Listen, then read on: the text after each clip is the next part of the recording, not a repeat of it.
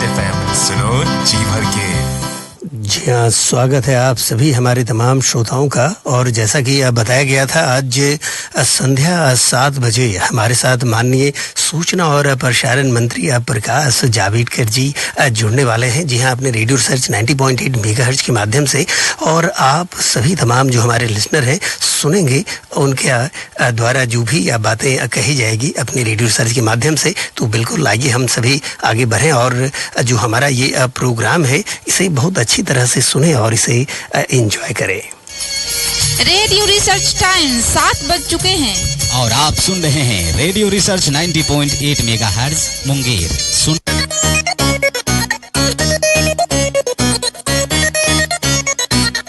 Radio research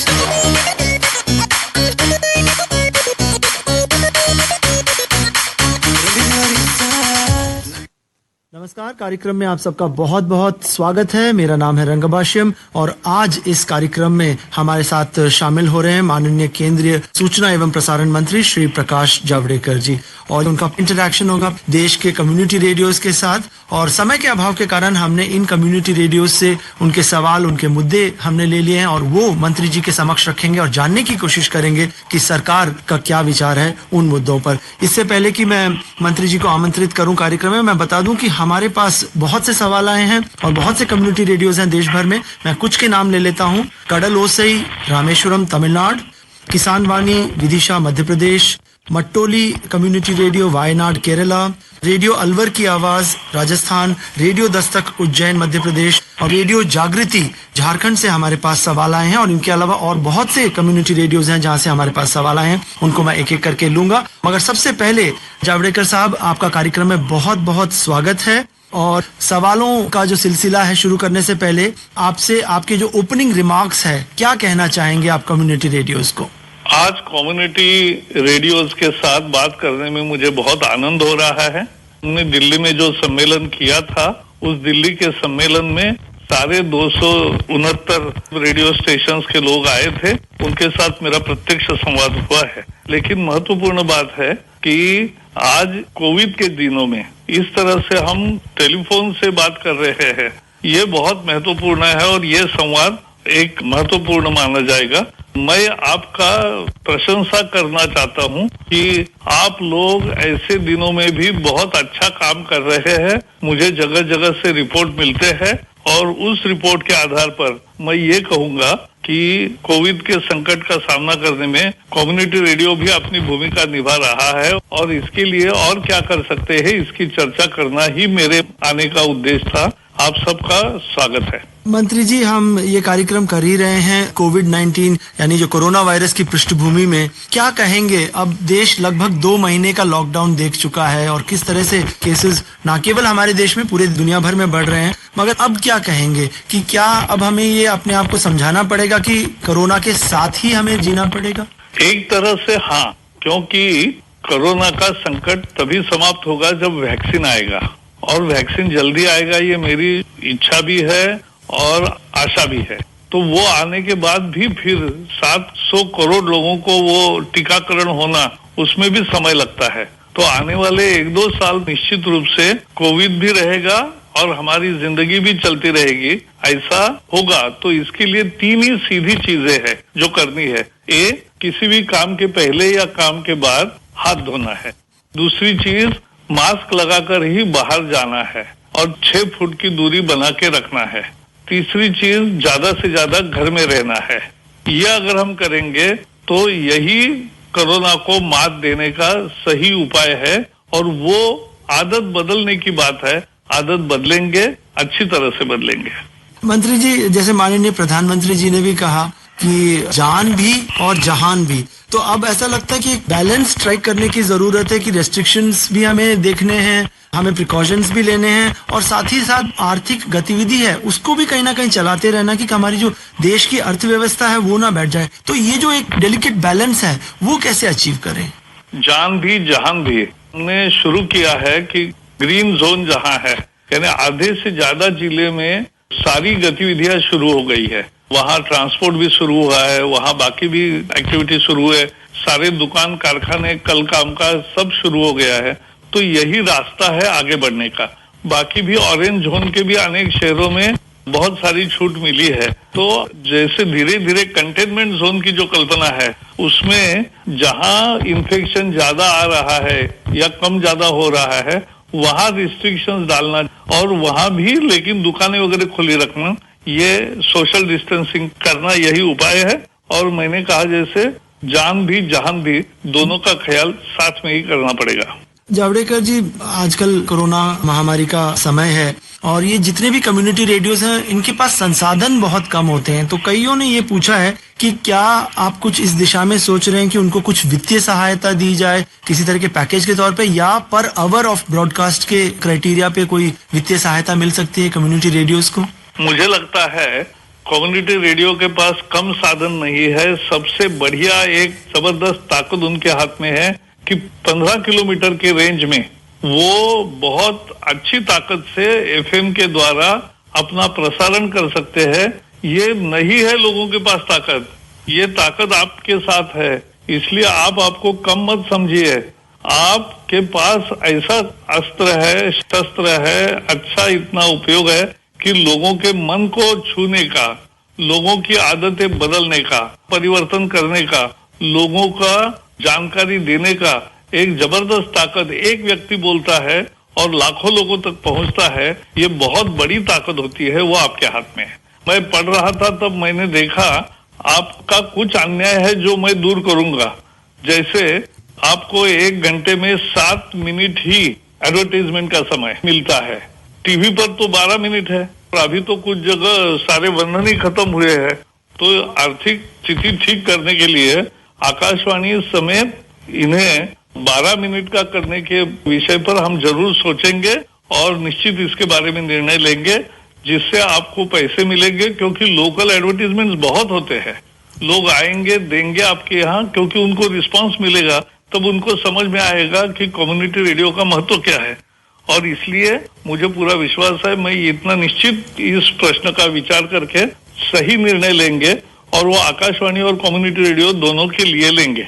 मंत्री जी, ये कोविड-19 के दौरान अब ये ज्यादा समझ में आ रहा है कि जो लोकल एफर्ट है, जो स्थानीय स्तर पे जो पहल होती है, जितने भी एफर्ट्स लगते हैं वो बड़े कारगर साबित होते हैं। तो कम्युनिटी रेडियोज ये भी कह रहे हैं कि क्या आपका मंत्रालय ये सोच रहा है कि उन्हें भी माने न्यूज ब्रॉडकास्ट करने की जो सुविधा है वो दिया जाए, जिससे कि आजकल जो हम देख रहे हैं सोशल मीडिया में बहुत से रूमर्स फैलते हैं, गलत न्यूज आते हैं, फेक न्यूज की बात हम करते हैं अक्सर, तो उस पे भी कहीं ना कहीं लगाम लगेगा अगर उन्हें न्यूज ब्रॉडकास्ट करने की परमिशन मिल जाए तो? इसके बारे में भी हम निश्चित पॉजिटिव विचार करेंगे, लेकिन जहां तक मेरा आकलन है कि हमने प्राइवेट एफएम रेडियो को भी कहा है कि आकाशवाणी के समाचार ऐसे के तैसे अगर आप प्रकाशित करना चाहते हैं अपनी भाषा में, यानी आवाज हमारा लेकिन शब्द वही, अगर वही आप प्रकट करने वाले हैं तो उसके लिए हम जरूर परमिशन देंगे और वो करने से जानकारी भी पहुंचेगी और आपका भी न्यूज देने का एक लाभ होगा। जावड़ेकर जी, मंत्रालय का एक बहुत महत्वाकांक्षी टारगेट भी था कि 4000 कम्युनिटी रेडियोज पूरे देश भर में होने चाहिए और बन जाएं, मगर अब वो जो आंकड़ा है वो बस 300 के आसपास सिमट के रह गया है। तो इसे स्केल अप करने की कोई आप परियोजना बना रहे हैं? ये बहुत महत्वपूर्ण सवाल है। मैं निश्चित रूप से कम्युनिटी रेडियो के आंदोलन का विस्तार हो और ज्यादा से ज्यादा जगह अच्छे कम्युनिटी रेडियो बने और वो लोक जागृति का, लोक जागरण का और जनता के परिवर्तन के, देश के परिवर्तन में सहभागिता का ज्यादा प्रभाव देने का काम करते जाएंगे, ये मुझे विश्वास है। और इसलिए आज भले कुछ संख्या में ही हमारे पास कम्युनिटी रेडियो है, लेकिन हम निश्चित विचार करेंगे कि इसका विस्तार करने के लिए क्या किया जाए, क्योंकि हम वैसे भी हर कम्युनिटी रेडियो को स्थापना के समय कुछ पैसे देते हैं, जिससे उनका लागत मूल्य बहुत कम हो जाता है और बाकी वो अपने एक रूम में से अच्छा चलाते हैं कम्युनिटी रेडियो, वो चलने दो और वही मेरी ताकत है। तो हम निश्चित रूप से ये संख्या बढ़ाने की कोशिश करेंगे। मंत्री जी, हम ये अर्थव्यवस्था को दुरुस्त करने की बात कर रहे थे और हाल ही में जैसे सरकार ने 20 लाख करोड़ रुपए का पैकेज की भी घोषणा की है, मगर अभी भी जो क्रिटिक्स हैं वो उससे संतुष्ट नहीं है, क्या कहेंगे आप? जनता संतुष्ट है, ये उसका पहला उत्तर है। पैकेज क्या है? पैकेज जो गरीब उसको अनाज मिले, उसको दाल मिले, उसको पैसे मिले, ये सब देखा गया है। आज 60 करोड़ लोगों को 25 किलो अनाज और 5 किलो दाल ये फ्री में मिल रहा है। यह आसान चीज नहीं है।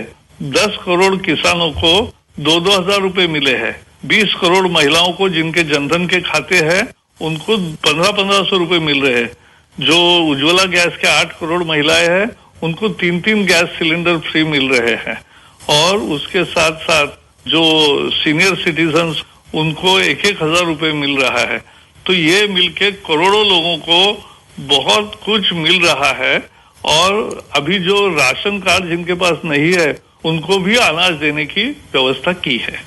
मंत्री जी, बस चलते चलते एक और सवाल मैं पूछना चाहूंगा। चंद महीनों पहले तक और पिछले कई सालों से हम तो ये कहते थे कि पूरा विश्व जो है एक गांव की तरह हो गया है, और खासतौर पे पिछले 1-2 दशकों में जो ग्लोबल विलेज की बात करते हैं कि एक दूसरे से टोटली इंटरकनेक्टेड हैं, जुड़े हुए हैं आर्थिक रूप से और ट्रेड के रूप से। अब कोविड-19 के चलते ज्यादातर देशों ने अब बिल्कुल अपने दरवाजे बंद कर लिए हैं। तो क्या आप समझे कि आने वाला टाइम प्रोटेक्शनिस्ट रहेगा कि हर देश अपने में सिमट कर रह जाए? मुझे लगता है भारत जैसा विशाल देश प्रोटेक्शनिस्ट नहीं बनेगा, लेकिन आत्मनिर्भर बनेगा।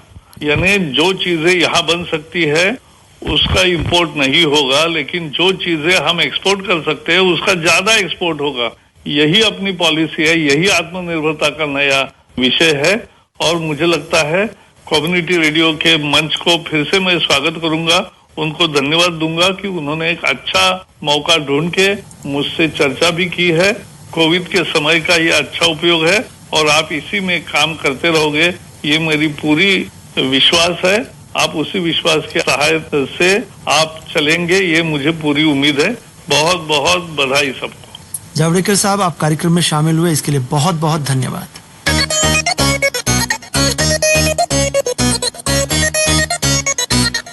Radio research.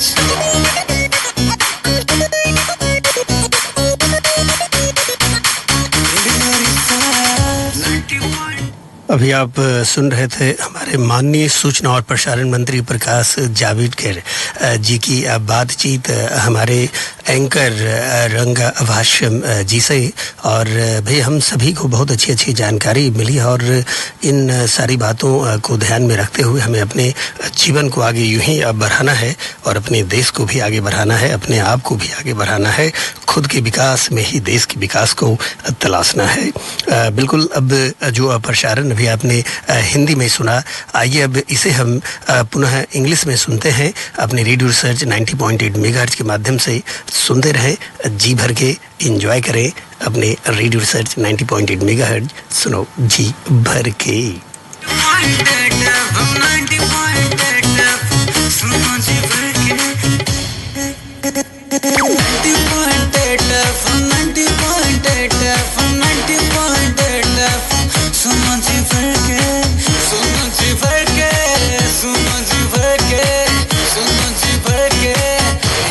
रेडियो रिसर्च सुनो जी भर के।